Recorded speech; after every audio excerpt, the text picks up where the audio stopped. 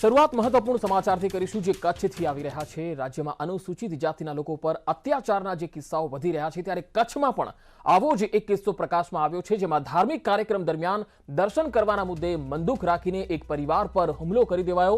ભચાઉ તાલુકાના નેર ગામે થોડા દિવસ પહેલા રામ મંદિરમાં પ્રાણ પ્રતિષ્ઠાનો કાર્યક્રમ હતો જેમાં અનુસૂચિત જાતિના પરિવારજનો દર્શન માટે પહોંચ્યા જેનું બંદૂક રાખી ગામના જ અલગ અલગ સમાજના લોકોએ પરિવાર પર હુમલો કર્યો। મંદિર દર્શન કરવા મુદ્દે થયેલા હુમલાથી સમાજમાં રોષની લાગણી છે। બીજી તરફ પરિવાર ન્યાયિક તપાસ સાથે આરોપી સામે ઝડપી કાર્યવાહીની માંગ કરી રહ્યો છે।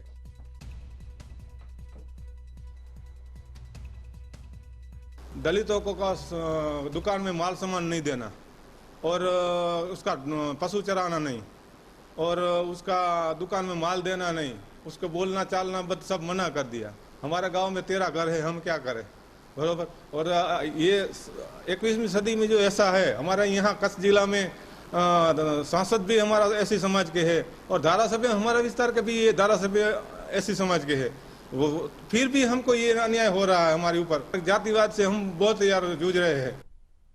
આમ તો છેલ્લા ઘણા સમયથી ગામમાં આ પરિવાર અને તેના સમાજના અન્ય લોકો સાથે વિવાદ ચાલી રહ્યો છે જે બાબતે સમાધાન થયા બાદ પોલીસ રક્ષણ સાથે ગામમાં અનુસૂચિત સમાજના લોકો દર્શન માટે ગયા પરંતુ પોલીસ બંદોબસ્ત દૂર થયા પછી આ હુમલાની ઘટના બની। બનાવની જાણ થતા ગામના હુમલો કરનાર 16 જણા સામે વિધિવત ફરિયાદ થઈ છે। આરોપીને પકડવા માટે પોલીસે અલગ અલગ ટીમો બનાવી છે। उसमें दोनों जगह की अलग अलग एफआईआर हमने दाखिल कर दी है और आरोपियों को पकड़ने के लिए और गांव में शांति रखने के लिए दोनों के लिए हमने पूरे प्रयास कर लिए हैं और शांति समिति की बैठक भी हो गई है। गांव वालों से बात भी हो गई, उन परिवार से मैं खुद भी मुलाकात करके आ गया हूँ। उनको पुलिस की कार्रवाई से संतोष भी। તો મંદિરમાં દર્શન કરવા ગયા અને પરિવાર પર હુમલો થયો। હુમલામાં 5 આરોપીઓની ધરપકડ થઈ છે, જો કે ઘણા બધાની હજુ શોધખોળ ચાલી રહી છે। અનુસૂચિત જાતિના પરિવારને આ તાલિબાની સજા મળી છે। મંદિરમાં દર્શન કરવા જતા તેમને રોકવામાં આવ્યા અને ત્યારબાદ તેઓ રોકાયા નહીં તો તેમના પર હુમલો કરવામાં આવ્યો। એટલું જ નહીં, તેમના ગામની અંદર તેમને કોઈ પણ પ્રકારનું કરિયાણું નહીં આપવા માટેની ફરજ પાડવામાં આવી રહી છે। તેમને ઢોર ચરાવવા નહીં દેવાની પણ વાત કહેવામાં આવી રહી છે। આ બહુ જ ક્રૂરતા ભર્યો અને એક ખરાબ માનસિકતા ધરાવતી આ વાત છે કારણ કે એ તમામ લોકો કે જે પોતે આ હુમલો કરવામાં સામેલ છે અને આ પરિવારને અલગ થલગ કરી દેવા માંગે છે, આ માનસિકતા સામે કડક પગલાં ભરાવા જ જોઈએ। 5 નહીં પરંતુ જેટલા પણ હુમલાખોરો હોય એ તમામને અહીંયા પકડી લેવા જોઈએ। હું તો કચ્છના સાંસદ છે વિનોદ ચાવડા, તેમને પણ કહીશ કે તેઓ પણ આ સમગ્ર મામલે હસ્તક્ષેપ કરે કારણ કે એમનો આ વિસ્તાર છે અને સાથે જ એ ધારાસભ્યોને પણ કહીશ કે તેઓએ પણ આ સમગ્ર મામલામાં આ પરિવારની વહારે આવવાની જરૂર છે અને આવા બનાવો ફરીવાર ન થાય એના માટે કાયદો અને વ્યવસ્થાની પરિસ્થિતિ જળવાઈ રહે, પોલીસ કડકપણે આ તમામ લોકો સામે પગલાં લે એ ખૂબ જરૂરી છે અને એના માટે આગેવાનોએ પણ આગળ આવવું પડશે।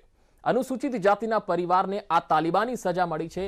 શું ફરક રહી ગયો પછી એ લોકો સામે અને એ તાલિબાનો સામે જ્યારે આ જ પ્રકારનું વર્તન આપણા વિસ્તારની અંદર આપણા રાજ્યની અંદર જોવા મળતું હોય? એક અનુસૂચિત જાતિના પરિવારને તમે આ રીતે એને કરિયાણું ન લેવા માટે મજબૂર કરો, કોઈ દુકાન તેમને કરિયાણું ન આપે, આ કયા પ્રકારની માનસિકતા છે? અને અહીંયા આધુનિક યુગમાં આપણે જ્યારે જીવી રહ્યા છે જ્યાં જ્ઞાતિના જે વાળા જે તાણાવાળા ઊભા કરવામાં આવેલા છે એ મનુષ્યોએ ઊભા કરેલા છે। આખરે માણસ તો એક જ છે, માણસની અંદર માનવતા ક્યાં ગઈ? અહીં આ જે હુમલા થયા છે એ હુમલાખોરો સામે કડક પગલાં નહીં ભરાય તો એ પોલીસ ઉપર પણ અહીંયા સવાલ ઉઠશે। એટલે પોલીસે અહીંયા કાર્યવાહીની વાત ચોક્કસ કરી છે પરંતુ અહીંયા સાંસદો અને ધારાસભ્યોએ અહીંયા આ મામલામાં પરિવારની વહારે આવવું જ જોઈએ। ભચાઉના નેર ગામની આ ઘટના ખૂબ જ ધૃણાસ્પદ ઘટના છે। હાલ એસપી મયુર પાટીલ આપણી સાથે જોડાયા છે કચ્છના। એસપી સાહેબ, આપનું સ્વાગત છે ન્યૂઝ 18 ગુજરાતીમાં। સૌથી પહેલા તો ભચાઉના નેર ગામની અંદર આ જે બનાવ બન્યો છે જેમાં એક પરિવારને દર્શન કરવાની જે સજા મળી છે, તાલિબાની સજા મળી છે, આ મામલે પોલીસ શું કાર્યવાહી કરી રહી છે એ જણાવશો? આમાં 2 ઇન્સિડન્ટ છે। સૌથી પહેલા આપણે મંદિરનું જે આપ કહો છો, આ મંદિર 7 વર્ષ પહેલા બની ગયું છે। 7 વર્ષ પહેલા બનેલા મંદિરને અત્યારે પ્રાણ પ્રતિષ્ઠા થતી હતી ત્યારે જે વિક્ટિમ છે જગાભાઈ, એમનું કહેવું હતું કે અમારો ફાળો લો। ત્યારે ગામજનોએ કીધું કે 7 વર્ષ પહેલા જેમને જેમને જે ફાળો આપવું હતું એ ફાળું એ લોકોએ આપી દીધું છે. હમણાં અમે કોઈનો ફાળો લેતા નથી, તો તમે કેમ દબાણ કરો છો? તો શાંતિ સમિતિની બેઠકમાં જ્યારે બંને કમ્યુનિટી સામસામે આવી ત્યારે જગાભાઈએ એક્સેપ્ટ કર્યું કે કોઈનો ફાળો લેતા નથી, તો મારો પણ નથી લેતા, મને દર્શન કરવા દેશે તો મને કોઈ વાંધો નથી. તો વિલેજર્સે એ એક્સેપ્ટ કર્યું, ઠીક છે તમે દર્શન કરી શકો છો, દર્શનમાં કોઈ તમને ના પાડતો નથી. જે તે વખતે પ્રાણ પ્રતિષ્ઠા 18 તારીખે જયારે પ્રાણ પ્રતિષ્ઠા શરૂ થઈ ત્યારે એમને દર્શન પણ કર્યું છે. પછી આ શાંતિપૂર્ણ રીતે પૂરું થઈ ગયું પ્રાણ પ્રતિષ્ઠાનો ઇસ્યુ. પછી 8 દિવસ પછી 26 તારીખે કંઈક તેમના કુટુંબિક ખેતરમાં રબારીની કઈ ભેંસો ઘૂસી, અને ભેંસો ઘૂસવાથી એમના જે ભત્રીજા છે અને હજી કુટુંબીજન ત્યાં ગયા અને બે કમ્યુનિટી વચ્ચે પહેલો ઝઘડો ત્યાં થયો છે. આ ફેક્ટ છે. બાકી ઇન્ટરપ્રિટેશન જે થાય છે એના ઉપર હું કમેન્ટ કરતો નથી. હું આપને બસ ફેક્ટ્સ કહેવા માંગુ છું કે આ રીતે ત્યાં એ લોકો પહોંચ્યા. એ બંને કમ્યુનિટી વચ્ચે પહેલો ઝઘડો ત્યાં થયો બોલાચાલી પરથી. પછી ત્યાં જે બે છોકરાઓ હતા એ ત્યાંથી ભાગી જાય છે. એ ભાગી ગયા એટલે તે ટોળું એમના ઘરે આવ્યો જગાભાઈના. આ ખેતર ગામથી 4 કિલોમીટર દૂર છે. ત્યાંથી ઝઘડો પતાવ્યા પછી એ લોકો જગાભાઈના ઘરે આવ્યા અને ત્યાં બીજો ઝઘડો થયો છે. બંને ઇન્સિડન્ટમાં પોલીસે 307 વિથ એટ્રોસિટી દાખલ કરી છે. ટોટલ મળીને 19 આરોપીમાંથી 5 પકડી લીધા છે. બેને નાની મોટી ઈજાના કારણે સારવાર ચાલે છે ગાંધીધામમાં, એમને બંદોબસ્તમાં રાખે છે, એટલે 7 આરોપી પકડી લીધા છે. 12 આરોપી માટે 12 જુદી ટીમ બનાવીને એમની શોધખોળ ચાલે છે અને એમને તરત પકડી લઈશું. અને આમાં જે મીડિયા અને સોશિયલ મીડિયામાં પોર્ટ્રેલ થાય છે કે દલિત કે સવર્ણ કે આ કમ્યુનિટી વર્સેસ બીજી કમ્યુનિટી, યા પછી આ કાસ્ટ વર્સેસ કમ્પ્લીટ વિલેજ, આ રીતનો થોડું એક્સેસ મને લાગે છે. કેમ કે 3 વર્ષ પહેલા જે ચૂંટણી થઈ છે ગ્રામ પંચાયતની, એના ચૂંટાયેલા સભ્ય તરીકે જગાભાઈ કામ કરે છે, આદરણીય સભ્ય છે, અને એ ચૂંટણીમાં 80% વોટથી એ ચૂંટાયા છે, જેમાં તમામ કમ્યુનિટીના લોકોએ એમને વોટ આપ્યા છે. અને આ જે ઇન્સિડન્ટ બન્યો છે એનો મેઇન કોન્સ્પિરેટર તરીકે જેમને એમને એક ભાનજીભાઈ સુથાર માણસનું નામ લખાયું છે, એ એમના વિરુદ્ધ આ ચૂંટણીમાં તે વખતે જે ચૂંટણી થઈ એમાં હારેલો માણસ આ છે એમ એમનું કહેવું છે. તો હવે એમાં આ જે છે આ ફેક્ટ્સ ઓફ મેટર છે. હવે આપણા જગાભાઈનું કહેવું છે કે અમે મંદિરમાં દર્શન કર્યું એટલે અમને માર માર્યો છે. જ્યાર સુધી હવે તમામ આરોપી આવીને એમનો વર્ઝન કમ્પ્લીટ મળે નહીં ત્યાર સુધી એના ઉપર હું કોઈ કમેન્ટ કરવા માંગતો નથી. પણ પોલીસ તરફથી આમાં કોઈ પણ રીતની ઢીલાસ નથી. બંને જગ્યાએ વ્યવસ્થિત એફઆઈઆર દાખલ થઈ છે અને આરોપીઓની શોધખોળ કરીને 7ને તો અમે લઈ લીધા છે, બાકી પણ આવી જશે શોર્ટલી. એટલે એસપી સાહેબ, આપ એવું કહો છો કે આ બનાવને મંદિરમાં દર્શનને કોઈ લેવા દેવા નથી, પરંતુ ગાયોનું ભેલાણ કરાવવાના બાબતને લઈને આ એક મામલો હતો જે અદાવતમાં આ બાબત થઈ છે. ફરી એકવાર કહું છું કે હું કોઈ પણ ઇન્ટરપ્રિટેશન કરતો નથી. હું આપને ફેક્ટ્સ ઓફ ધ મેટર કહું છું, જેમાં 3-4 મુદ્દાઓ છે. એક મુદ્દો મંદિરમાં દર્શન કરવા વખતે જે થયું છે એ છે. એક મુદ્દો ભેલાણ જે થયું છે એ છે.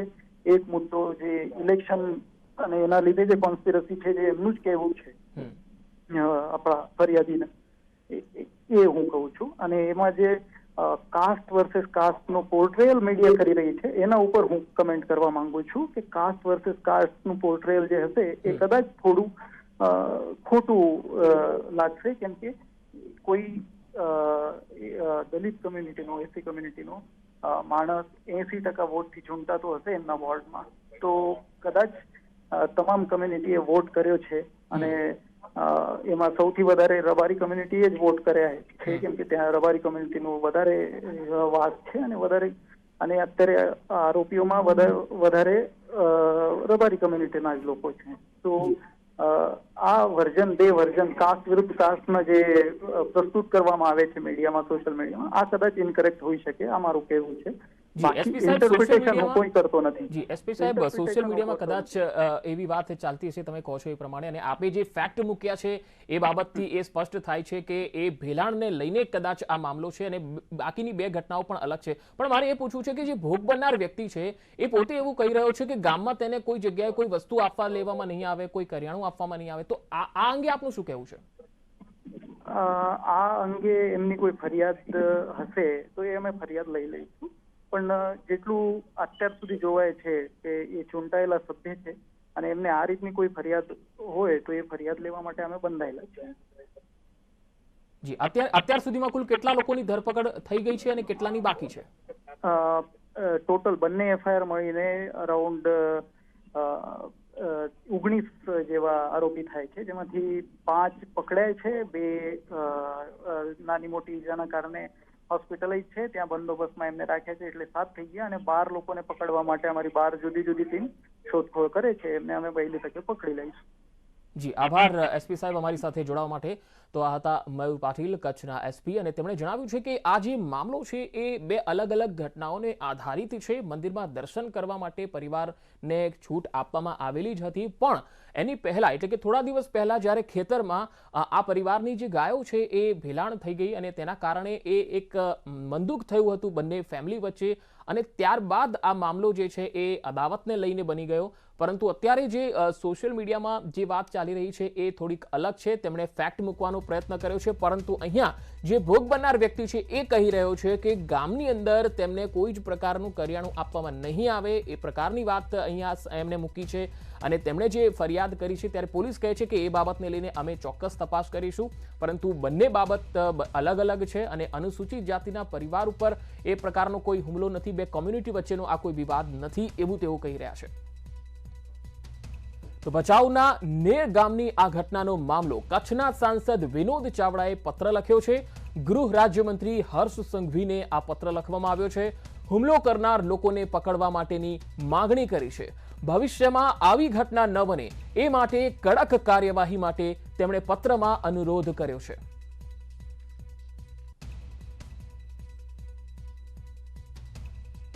વધુ માહિતી સાથે કચ્છ ભુજથી સંવાદદાતા મેહુલ સોલંકી અમારી સાથે જોડાયા છે. મેહુલ, ભચાઉના નેર ગામની જે ઘટના છે, એસપી સાહેબ જે હમણાં થોડી વાર પહેલા જ જોડાયા, તેઓ આ ઘટનાને 2 અલગ અલગ બાબતોમાં ગણાવી રહ્યા છે. હકીકત શું છે? તો અને જો કદાચ આ બાબત એસપી સાહેબ જો સાચા હોય તો પછી સાંસદે હર્ષ સંઘવી ગૃહ રાજ્યમંત્રીને જે પત્ર લખ્યો છે તો પછી બંને બાબત અલગ અલગ લાગે છે, તો પછી સાંસદે પણ આ પત્ર લખ્યો છે, વાતમાં કંઈક તો દમ છે. જે નેર ગામ આવેલું છે ત્યાં ઘટના બની હતી, તેમાં કચ્છના સાંસદ વિનોદ ચાવડાએ છે તે ગૃહમંત્રી હર્ષ સંઘવીને પત્ર લખ્યો છે. રામ મંદિરમાં દર્શન કરવા ગયેલા પરિવાર પર હુમલો કરનાર છે જે તત્વો તેને ઝડપી પાડવાની તેઓએ તે પત્રમાં માંગ કરી છે. તો ચોક્કસથી જો વાત કરીએ તો એસપી મયુર પાટેલ છે તે ભેંસો મુદ્દે આ ઘટના બની હોવાનું જણાવી રહ્યા છે, પરંતુ સાથોસાથ તેઓ નિવેદન આપ્યું છે કે જે અન્ય આરોપીઓ છે તે પકડાઈ જાય અને તેઓનું જે નિવેદન આવે ત્યારબાદ જ સમગ્ર જે હકીકત છે તે સ્પષ્ટ થશે કે આ જે બનાવ બન્યો છે તે મંદિર મામલે બન્યો છે કે ગાયો ભેંસોને ચારણ માટે બન્યો છે. જી પંકજ. જી મેહુલ, તો હાલ આ મામલે જે 2 કોમ્યુનિટીનો જે વિવાદ છે, એક ભોગ બનનારે એક આરોપ પણ લગાવ્યો છે કે ગામમાં તેમને કોઈ પણ વસ્તુ આપવા લેવામાં નહીં આવે, કરિયાણાની કોઈ વસ્તુ તેમને નહીં આપવામાં આવે. આ મામલે અત્યારે શું પગલાં લેવામાં આવે છે અને આ આરોપોમાં તથ્ય કેટલું છે? જી પંકજ, ચોક્કસથી ખાસ કરીને વાત કરીએ તો નેર ગામે આ મામલે જે મયુર પાટેલ છે એસપી તેઓને પૂછવામાં આવતા તેઓએ પણ એવું જ નિવેદન આપવામાં આવ્યું છે કે જો અન્ય ફરિયાદી જો એવી કોઈ ફરિયાદ હશે તો અમે ચોક્કસથી ધ્યાને લઈ અને તેની તપાસ કરશું અને ત્યારબાદ જે તથ્યો સામે આવશે તે હકીકત હશે. જી મેહુલ, આભાર સમગ્ર માહિતી આપવા માટે. તો ભચાઉના નેર ગામની આખી આ ઘટનાનો જે મામલો છે તે મામલે સાંસદે પણ ગૃહ રાજ્યમંત્રીને પત્ર લખ્યો છે. એસપીએ જણાવ્યું છે કે આ બંને કોમ્યુનિટીને લગતો વિવાદ નથી, પરંતુ ખેતરમાં ભેલાણ કરી દેવાને લઈને બંદૂક રાખીને આ હુમલાની ઘટના બની છે અને આ મામલે જે ફરિયાદ થઈ છે તેની તપાસ પણ પૂરી થઈ છે અને બાકીના જે લોકો છે એમને પણ પકડી લેવામાં આવશે. રાજકોટના ઉપલેટામાં 2 જૂથ વચ્ચે મારામારી થઈ ગઈ. ભવાનીનગર વિસ્તારમાં 2 જૂથો વચ્ચે મારામારી થઈ. નાના બાળકોના ઝઘડાએ ઉગ્ર સ્વરૂપ લઈ લીધું અને ધોકા અને પાઇપ વડે 2 વ્યક્તિઓ પર હુમલો થઈ ગયો. 20 વ્યક્તિઓ સામે પોલીસ ફરિયાદ નોંધાઈ છે. રાજકોટના ઉપલેટામાં બે જૂથ વચ્ચે મારામારીનો બનાવ. ભવાનીનગર વિસ્તારમાં બે જૂથો સામસામે આવી ગયા, મારામારી પર ઉતરી આવ્યા. નાના બાળકોનો આ ઝઘડો હતો અને તેણે મોટું સ્વરૂપ ધારણ કરી લીધું. ધોકા અને પાઇપો વડે બે વ્યક્તિઓ પર હુમલો થયો. 20 વ્યક્તિઓ સામે પોલીસ ફરિયાદ નોંધાઈ છે.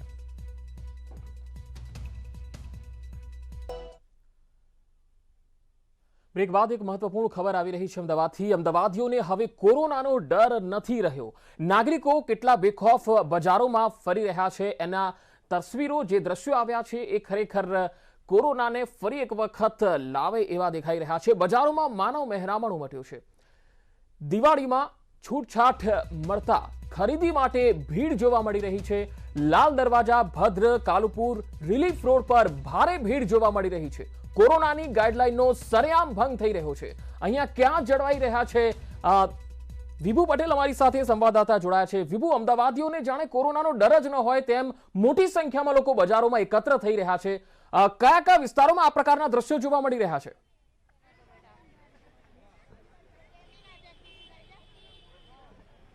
પંકજ, દિવાળીના તહેવારની ખરીદી કરવા માટે માર્કેટમાં ભીડ જોવા મળી રહી છે. અત્યારે અમે લાલ દરવાજા, જે ભદ્રમ કાલીનું મંદિર છે, ત્યાંની માર્કેટમાં અમે ઉપસ્થિત છે અને આપ દ્રશ્યો જોઈ શકો છો કે 2 વર્ષ બાદ લોકો હવે કોરોનાને ભૂલી અને શોપિંગ કરવા છે તે નીકળી પડ્યા છે અને ભારે ભીડ છે તે માર્કેટમાં જોવા મળી રહી છે. પછી સમગ્ર જે માર્કેટો છે તે તમામ જગ્યાએ આ જ પ્રકારની ભીડ છે તે જોવા મળી રહી છે. જો કે હવે પરિસ્થિતિ સામાન્ય થતાની સાથે જ લોકો પણ બેફિકર થઈ ગયા છે. હજુ લોકોએ પણ સમજવું જોશે કે કોરોના ગયો નથી, કારણ કે કોરોના હજી છે. અમુક દેશો પણ એવા છે કે ત્યાં ફરી કોરોનાની જે ત્રીજી લહેર છે તે આવી ગઈ છે, પરંતુ ભારત દેશમાં કોરોનાના કેસ ખૂબ જ ઓછા છે. અમદાવાદ શહેરમાં પણ ઓછા છે, ગુજરાતમાં ઓછા છે, પરંતુ એનો મતલબ એ નથી કે લોકો બેફિકર છે તે ફરી શકશે. અત્યારે પણ આપ જોઈ શકો દ્રશ્યોમાં સીધા કે લોકો માસ્ક પણ પહેરતા નથી અને ભારે ભીડ છે તે જોવા મળી રહી છે. સાથે જ વ્યવસ્થા કરવામાં આવી છે કે જે લાલ દરવાજાના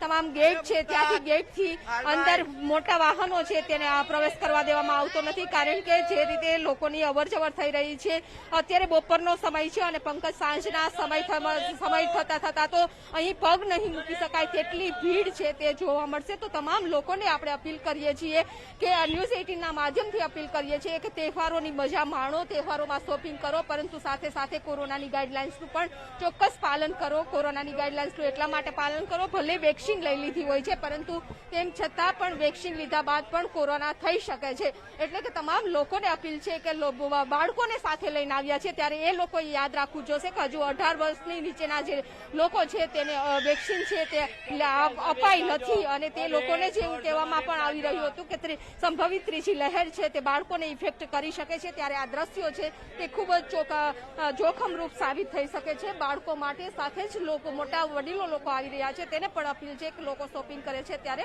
ખાસ કોરોનાની ગાઈડલાઇન્સનું પાલન કરે. જી વિભુ, આભાર સમગ્ર માહિતી આપવા માટે. તો જે રીતે આ ભીડ જોવા મળી રહી છે, શું આપણે તહેવારો ઉજવીને કોરોનાને ઘરમાં લાવીશું? આ ખરેખર જે લોકો માસ્ક વગર ફરી રહ્યા છે, સોશિયલ ડિસ્ટન્સ જાળવતા નથી, એમને ખરેખર અહીંયા અપીલ કરીએ છીએ. ન્યૂઝ 18 આપને અપીલ કરી રહ્યું છે કે આ પ્રકારની ભીડભાડ ના કરશો, આ પ્રકારના ભીડભાડવાળા વિસ્તારોમાં ના જશો અને ક્યાંય જો બહાર નીકળો તો માસ્ક ચોક્કસ પહેરશો, કારણ કે કોરોના હજુ ગયો નથી.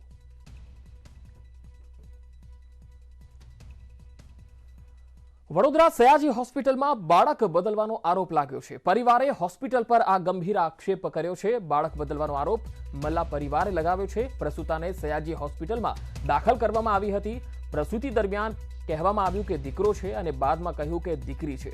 પરિવારે DNA ટેસ્ટ કરાવવાની માંગણી કરી છે. આ સમગ્ર મામલે તપાસ કરવાની તંત્રએ તૈયારી બતાવી છે. लड़का हुआ मैं वो लड़का वो बोलती है हाँ, फिर बाद में मालूम थोड़ी देर के बाद मालूम पड़ा कि लड़की हुई है. जो बोला DNA टेस्ट कराने का पहले, वही बस DNA टेस्ट कराने का हमको पहले. છોકરો હતો સાહેબ. હા, મારે DNA રિપોર્ટ કાઢવાની છે. પોલીસ કેસ રાવપુરા હમણાં કરીને આવ્યો છું સાહેબ. હવે મારે DNA ની ફરિયાદ કર્યો છે. ઉપર હમણાં ગયો હતો, બધા સિસ્ટર લોકો કોઈ બોલવા નહીં દેતા. જે કન્સર્ન નર્સિંગ છે, લેબર રૂમના જે ઓટીના જે કન્સર્ન નર્સિંગ છે એમની સાથે ચર્ચા કરીને જો જરૂર પડશે તો અમે તપાસ કરીએ.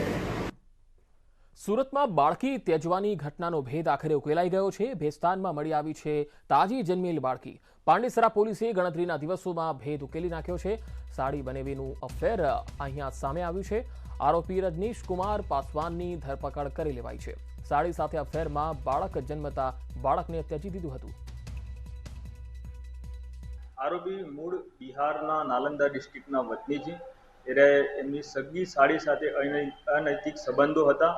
એના કારણે આ બાળકીનો જન્મ થયેલો છે। અહીંયા સુરતમાં ડિલિવરી કરાવવા માટે આવેલા હતા અને ડિલિવરી થઈ ગયા બાદ બાળકીને કચરાના ઢગલામાં મૂકી અને ભાગી ગયેલા હતા। જે આધારે અમે આરોપીની ધરપકડ કરી અને કાયદેસરની કાર્યવાહી હાથ ધરવામાં આવેલ છે। શ્વેત ક્રાંતિના 75 વર્ષની ઉજવણી થઈ રહી છે, ત્યારે આવો સાંભળીએ કે શિક્ષણ પ્રધાન જીતુ વાઘાણી શું કહી રહ્યા છે। પશુપાલકો, દૂધની ડેરીઓ એ બધી જ બાબતોમાં ખૂબ ઊંડાણપૂર્વક રસ લીધો, વ્યવસ્થા બનાવી, મદદો પણ કરી અને આજે એમ કહી શકાય કે સમગ્ર ભારતમાં શ્વેત ક્રાંતિમાં ગુજરાત એ અગ્રતા ક્રમે આવી રહ્યો છે। સમગ્ર વિશ્વની અંદર પણ આપણી અમૂલ અલગ પ્રકારની બ્રાન્ડ બની છે, ફેડરેશન પણ બન્યું છે। મહિલાઓ પણ કુટુંબની અંદર મદદ કરી શકે। ભલે આમે પશુપાલક તરીકે કામ કરતા હોય, ઘરમાં મદદ થતી હોય, પણ ઓર્ગેનાઇઝ સિસ્ટમથી એની મંડળી બને, મંડળીમાં પણ મહિલાઓ હોય, ગામની મંડળીમાં ગામમાં દૂધ લેવા આવે, એમને ભાવ પણ બરાબર રીતે મળે અને એ પ્રકારની આખી વ્યવસ્થા હું માનું છું કે શ્વેત ક્રાંતિથી મહિલાનું સશક્તિકરણ પણ થયું છે। તો આ બુલેટિનમાં અત્યારે આટલું જ। નમસ્કાર।